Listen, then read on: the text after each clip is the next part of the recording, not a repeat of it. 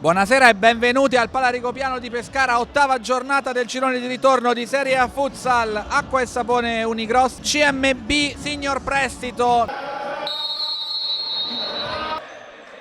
Batte Pulvirenti, Murillo prova a anticipare Restaino, non ci riesce Restaino! Gran controllo e gran gol del CMB di Decio Restaino dopo 2 minuti e 24 secondi. Murillo, recupero del pallone, Ghi, spalle alla porta, l'appoggio per Murillo, la punta del capitano, 9 minuti e 52 secondi, il pareggio dell'Acqua e Sapone Unigross. Un gol della premiata ditta Ghi Murillo Ferreira. Ghi al limite dell'area, si gira, Ghi! Il Toro, ancora lui!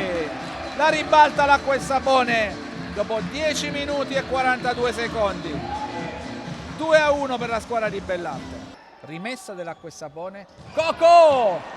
Per Ghi, quasi sulla linea di porta, che parata di Nucera. Finisce così, 2-1 per l'Acqua e Sapone Unigross. Casulito si è spostato sulla destra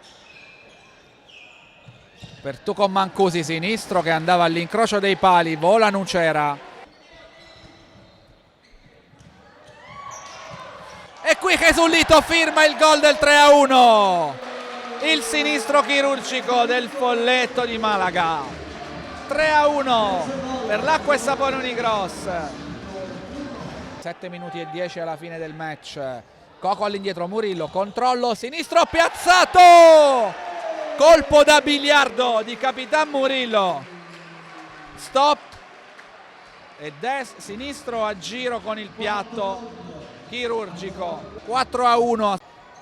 Nucera la mette in angolo, in fallo laterale, scusate, e Jonas. Questa volta conta fino a 3, fa andare giù Nucera ed è il 5-1 dell'Acqua e Sapone Unigross. Poco fa essere ammonito anche Coco Wellington dopo Murillo e Casulito. Mammarella che rinvia e trova il sesto gol dell'Acqua e Sapone Unigross. Segna di nuovo, secondo gol in campionato per Stefano Mammarella dopo il gol alla Fel di Eboli. Dal Pala Rigopiano è tutto, Acqua e Sapone Unigross 6, Signor Prestito 1.